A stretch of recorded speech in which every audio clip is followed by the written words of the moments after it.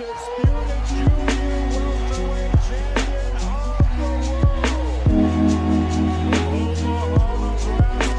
favor of the winner, remaining undefeated, proving he is one of the elite champions of the sport. The fight, it is over. Canelo gets the knockout. Deontay Wilder has eradicated Dominic Brazil. He is the... Yo. You know what this is, man. It's your favorite channel, man. This CTB, Chanta Boxing. I'm your boy, Jay Slay. Say what up to him, man. What's up, everybody? Remember to like, subscribe, hit that notification button, comment. Let's keep this channel going. You know why? Because we love boxing and you love boxing. That is a fact, most definitely. If this is your first time watching one of our shows, man, please, we urge you to subscribe to our channel. We drop content on a weekly basis. Also hit that thumbs up button and help us spread the videos out to the masses so we can help our channel grow. At the same time, grow the sport of boxing. And to our day ones, man, we tell you guys every show, man, we appreciate you guys for growing with us through all our growing pains and technical difficulties. But with all that being said, bro, we got big news for them today, man. What's on the menu, man? Real big news today. It has been finalized. It's official. Terrence Crawford versus Shawn Porter at the Mandalay Bay, November the 20th on ESPN pay-per-view. Let's chop it up and talk about it. Let's talk about it, man. Yeah, man, big news, man. Very, very big news. We both been patiently waiting for Terrence Crawford to be in the ring with a top 5 welterweight, and it's finally here, man. They finally put ink to paper. So only thing left now is for the training camps to start. You know, the ring walks and then the bell ring, man, and it's time for them to fight. Top Rank and Bud Crawford pretty much waited for the 9th hour. They waited to the last possible minute, man, to come with a contract that Shawn Porter would take. It took a while for him to do so. They literally waited to the last possible minute before the first bid happened, but they got it done, man. So we got to give them credit for that, I guess.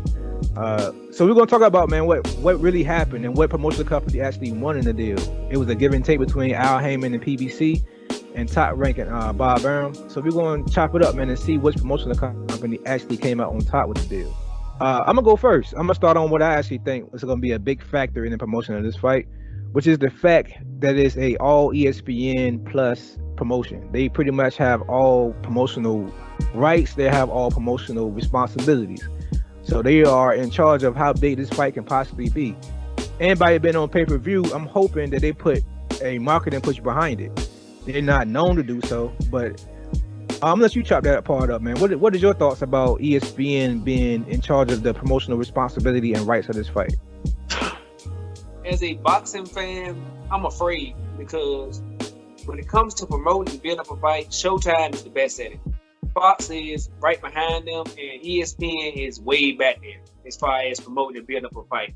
And the reason why ESPN is bad at promoting and building up a fight is because they got so many other sports, there's bigger sports that's their main concern. So this time around November the 20th, college basketball will be starting up. College football will be at its peak. The NFL season will be going on. And boxing they have to sprinkle that in somewhere else. And I'm hoping that ESPN builds up and promotes the fight good enough so the fight can be as big as it needs to be. If they pick the money behind it and promote it, this fight is going to do good numbers. But if ESPN drops the ball and puts those other major sports in front of it and puts the boxing on the back burner, then the fight could flop. So I'm a little afraid of that from a boxing fan standpoint. Yeah, I agree with you, man. They have to use those sports to advertise this event. If they're not putting any commercials between those events, it's going to flop. Fox is known to do a great job with that. They put, like, whenever an NFL game is played and there's a big fight coming up, you can almost guarantee to see a promotional. Like right now, I'm pretty sure they're gearing up to put Tyson Fury and Wilder commercials on NFL games on Sundays as they get closer to that fight. So I'm hoping ESPN put that same energy, man, put that same energy into it. I'm hoping they do so because, you know, Al Heyman's also trying to make a good profit in this. Maybe he'll be a little bug in the ear telling them to get on that promotional tip a little better because he also making a percentage off of the fight. Yeah, man, I agree with everything you said, though, man. I think ESPN has to put effort into the promotion. But it also had me thinking also, man, like, why did Fox not want a hand in it? And then it had me thinking. I was like, maybe they don't agree with the pay-per-view part. You know, Terrence Crawford pay-per-view numbers wasn't that great when he fought Amir Khan and Kell Brook. So maybe Fox didn't want to put the pay-per-view sticker on the fight. But knowing Bob Arum, you know, this is Terrence Crawford's possible last fight. He's going to try to make every possible penny out of the fight. So maybe Bob Arum would not do the fight unless it was on pay-per-view. What is your thoughts about that? You think that was probably a hang-up on why Fox didn't want to put a co-promotion on it? Because they just don't believe in Porter's and Crawford's numbers? I think they don't believe in Porter and Crawford numbers to be that big. Because when you do a cross-promotion, you cross-promote a fight on pay-per-view, it has to do big enough money where everybody can eat. So when you got Mayweather and Pacquiao, Fury and Wilder, huge fight, we're gonna do big numbers and sell. So it's a situation where ESPN gonna get their cut, Fox gonna get their cut, Haim gonna get his cut, Top Rank gonna get their cut, and the fighter's gonna get a nice paycheck. Now in this situation where this fight is not, I think it's a big fight, but not to that magnitude as far as being a mega fight.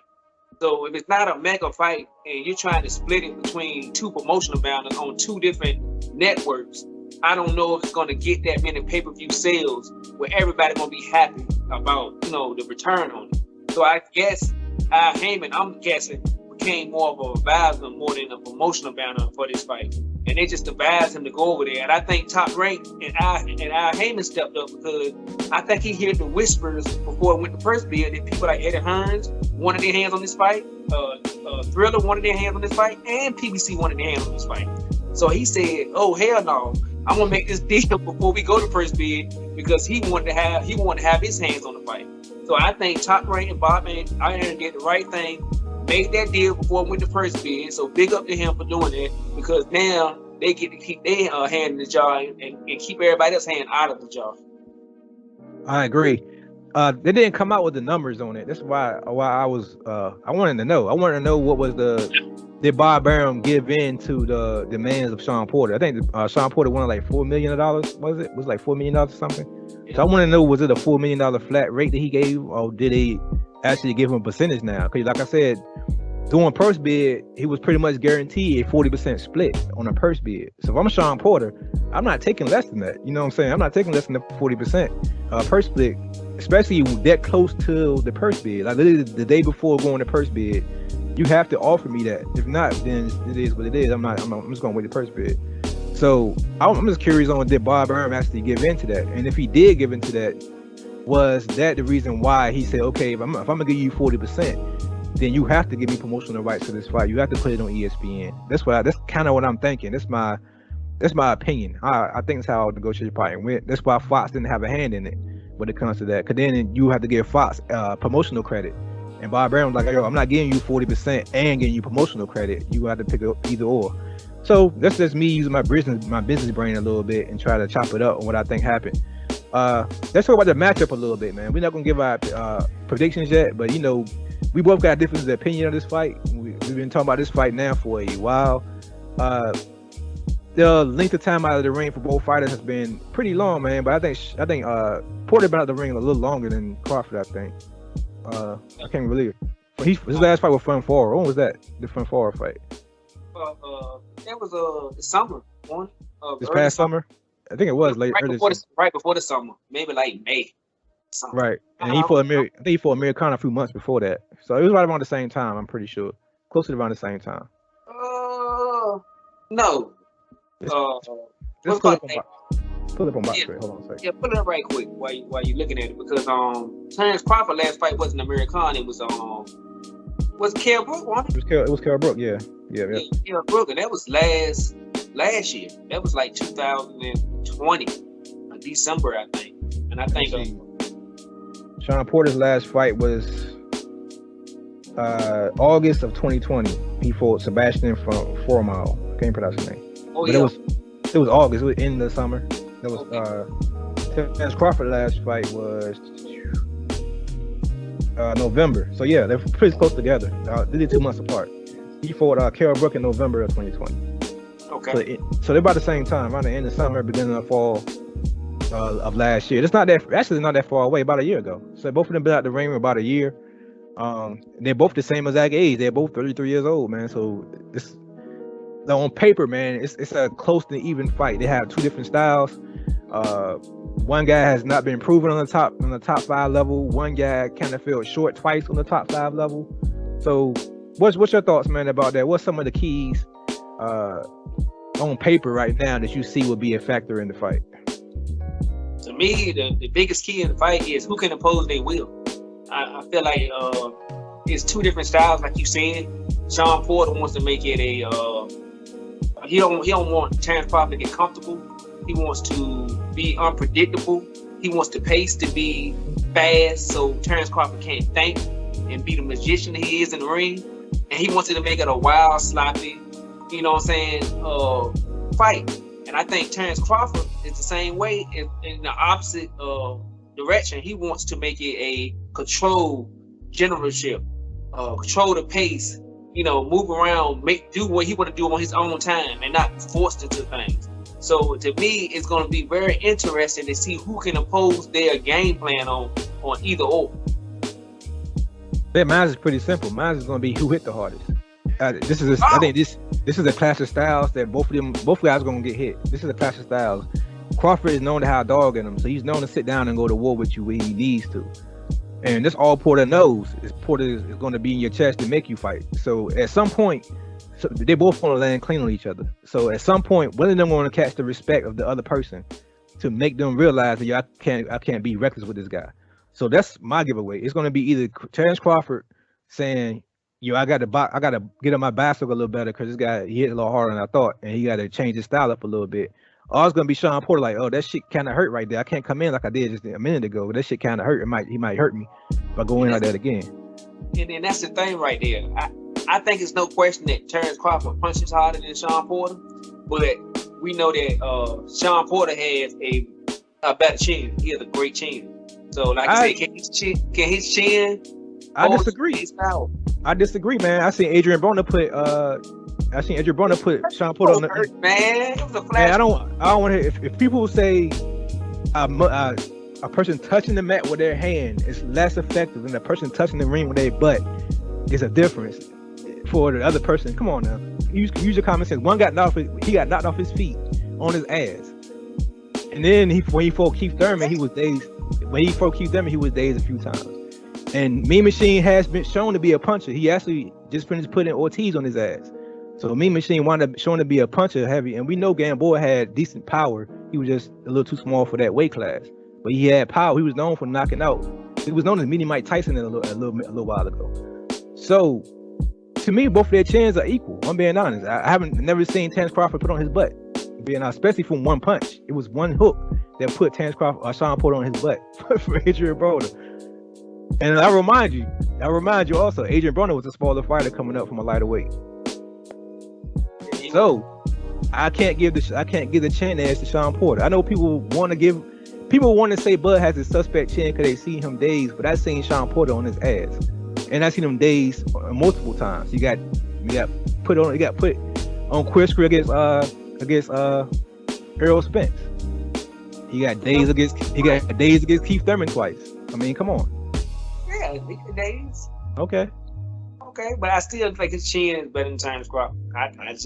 I mean, we're gonna find out on November the 20th. We're gonna find out, but I think his chin is better. I'm not gonna say Terrence Crawford's chin is horrible, but I think he's a little chinny, but I don't think it's horrible. I don't think he's like Amir Khan. Every time he get caught flash, he just gonna go his legs. He gonna do stanky leg, like people make it out to be. But I just feel like Shawn Porter got a crazy chin. I know it's no disrespect to Bud. It's more like me giving credit to Shawn Porter and saying that I think his chin is crazy. Now, you may think differently, but I think he got a crazy chin. Like I said, I mean, chin is, to me, the whole chin talk thing. When I think great chins, this is real. We're gonna talk about this real quick. When I think of a great chin, I think of people like Floyd. I seen Floyd take flush shots and didn't look like it affected him. Like he had a strong poker face. That is what I would call a great chin. When I see people, even though I say their chins are equal, because when I see people get touched the mat with their glove, or they get put on their butt, or they get put, you can clearly see them trying to grow up, grab and hold you. That's what I call I won't say it's a suspect chin. It's a normal chin. When you get punched in the face, it's normal to get buckled. Your brain ain't meant to be shook, especially when you catch it flush on your chin. So I seen Shawn Porter get buckled more than I seen Terence Crawford get buckled. I seen Terence Crawford stanky legged, like you would say, but to me that's not worse than getting put on your ass. I'm being honest. And then the look that he gave Adrian Broner after getting put on his ass. It wasn't that look though. It was a look more like damn, he got me. Because it was like, hold on, it was like the bell rung because he didn't expect. They didn't expect to throw that looping right hook. He was kind of like shit. He really threw a hook because he brought this explosive, but he won't hurt. He won't hurt. He was hurt. You can tell like the pause. Like no. I'm gonna put in the comments. Y'all tell me what y'all think. Was Shawn Porter hurt when he fought against Adrian Broner on that shot? I'm gonna put it. Matter of fact, I'm gonna put the clip on the end of this video so they can watch it. At the end of this video, look for that. Please add. You're gonna see his face. Like he got put on his ass. He looked down like this, and then looked up, and then said, "Like, oh shit, that's some real shit." That slight pause. He was embarrassed. No, that slight pause was, yo, that shit hurt. That's like he was getting his bearings back for that split second, and then he looked up like, damn, I got put on my fucking ass. And it's in the 12th round from a smaller puncher, from a smaller guy. That's all I got to say. People, we're gonna, as you guys can see, man, it's gonna be a very interesting breakdown when this fight coming. The more Terence Crawford go up and fight these guys, it's gonna be a lot of back and forth. Even when Errol Spence come back, I'm praying Errol Spence get his health back, man. I pray Errol Spence, comes back healthy.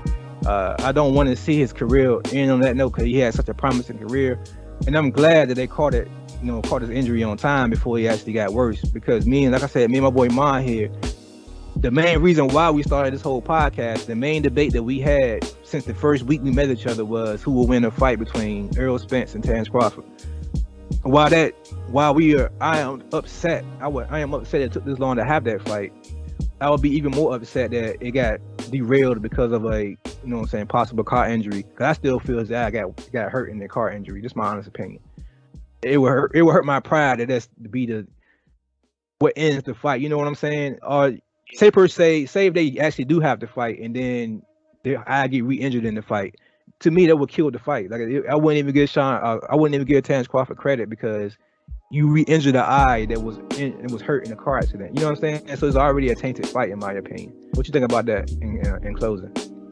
I agree with you. It sucks to think about that and for that to happen. But like I said, if they were to fight, and if Terence Crawford hit him flush in the eye, and he kind of did a kid whoop and started doing this, and he started rubbing his eye in the fight, and then later on the fight, he stops. He gets stopped in the corner because he can't continue. It'll suck because those two fighters right there is what we want in boxing. You know what I'm saying? It's a 50-50 fight. It's a mega fight. It's a class. It has everything that you want in a big mega fight. And for it not to be able to happen because of injury or because of emotional damage, because of pride, because of money, or so forth, it'll suck for us and for them to never be able to cement their legacy. Because I think even if you lose in that fight, like you look at, like you said, the four horsemen with Duran and all those guys, they lost. They lost to each other. They beat each other, but they all needed each other to become the legend they were. So I think Terence Crawford and Spence are the same way. They want to become legends and live forever in the boxing game, and they need each other for that. So for it to be derailed for an eye injury, it really sucks to me. I agree. And I say this in closing also, they need to go ahead and fight each other real quick because the young bucks are coming for them. I'm being honest. The next generation is right behind them. They are over 30 now, all of them. They get old. They're getting old, so they better go ahead and fight each other while they're in their prime because they're gonna have to fend off these young bucks in a minute. Bruce Ennis is coming, man. I'm telling you, he's gonna be a problem to either one of them guys, no matter who he fight. That's my honest opinion. With that being said, man, you got anything else you want to add to this video, man? This wound up becoming a really great video. No, I think we're gonna be discussing this fight a whole lot for the next 2 months. So I think we'll be back discussing more. Most definitely.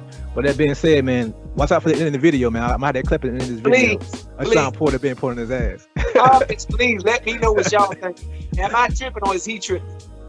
With that being said, man, this is your favorite channel, man. This is CTB. This is Chair Talk Boxing. I'm your boy Jay Slay. Say peace to him, man. All right, everybody, like, subscribe, hit the notification button, comment. Let's keep this channel growing. You know why? Because we love boxing and you love boxing. But most of all, God, peace, and love, and we out of here. Of the 11 rounds. Oh, down goes Broner. A left hook.